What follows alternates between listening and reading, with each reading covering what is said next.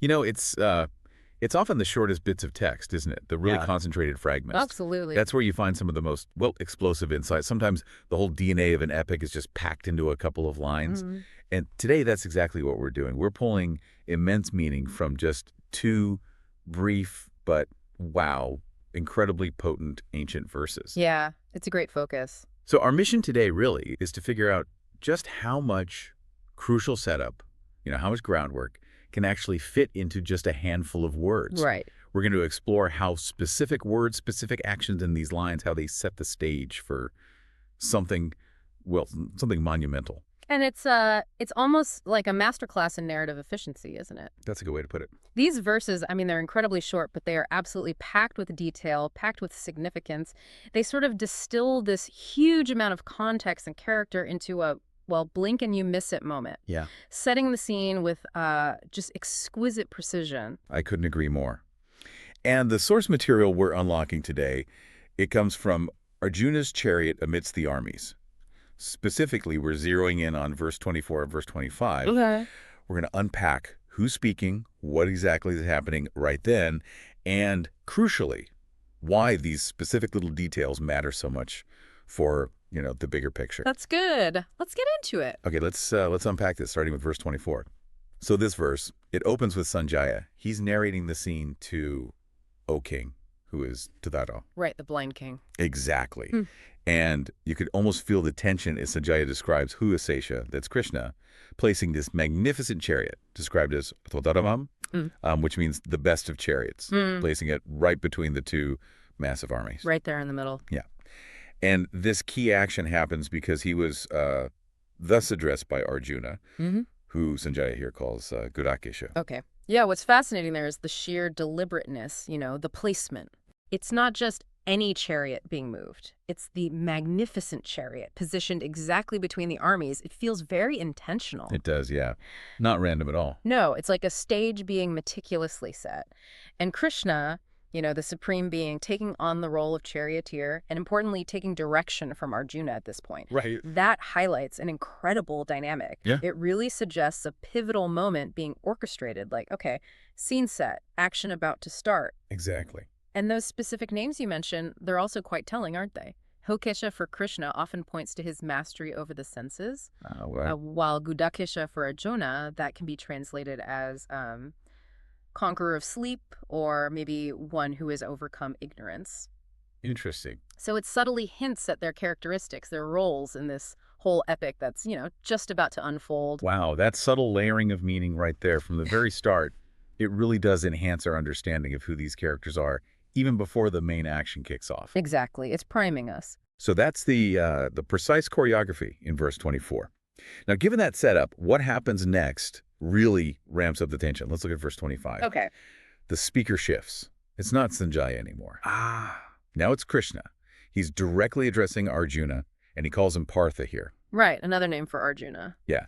And this command he gives, it happens right in front of this incredibly important, very public audience, Bhima, Drota, and all the rulers of the earth. Wow. So everyone's watching. Pretty much. And Krishna's command, it's simple, direct, but, well, profound.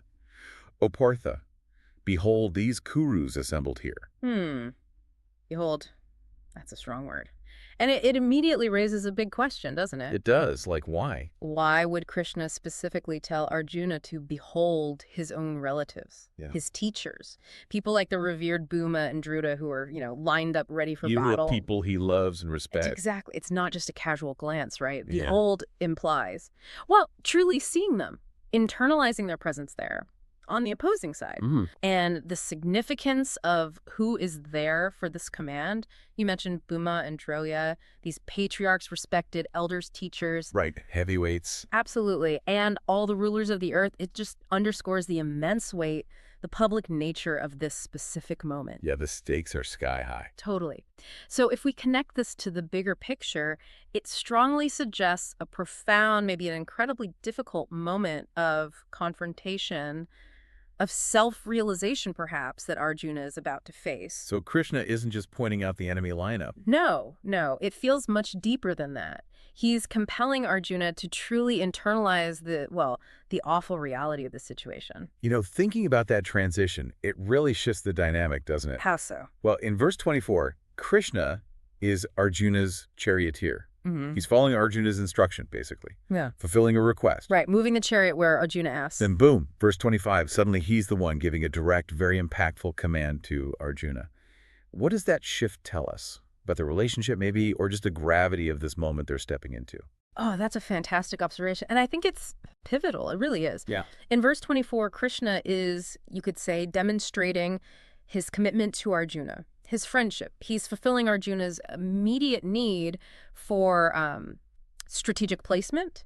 He's the divine friend, the aid. Okay. But in 25, he instantly elevates to his role as guru, as the cosmic guide. Okay. He's no longer just, steering the chariot. He's initiating this profound internal confrontation for Arjuna. He's compelling Arjuna to face the reality of what's before him. Almost forcing the issue. Kinda, almost forcing the hand of destiny, maybe, by demanding that deep internal processing.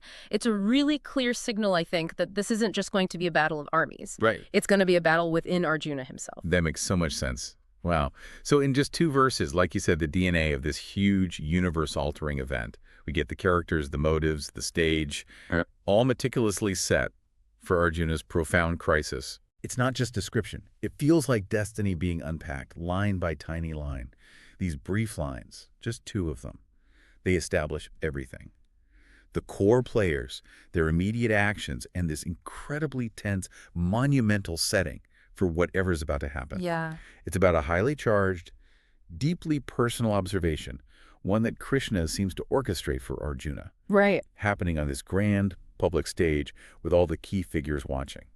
And that really is the takeaway here, isn't it? How these 2 tiny verses, when you really dig into them, reveal this carefully choreographed scene. It's got immense personal significance, but also epic significance. Yeah. They highlight the precise roles of Krishna and Arjuna right at the absolute cusp of this major transformative event. Perfectly put. So maybe something for you, the listener, to think about. Consider how often in your own life those moments of, profound realization or maybe a critical decision, how often they're prefaced by what seems like a simple instruction or just a stark observation of what's lying directly in front of you. That's a powerful thought. What might it truly mean for you to behold the assembled challenges or maybe the truths in your own life, just like Arjuna was commanded to do right there on the battlefield?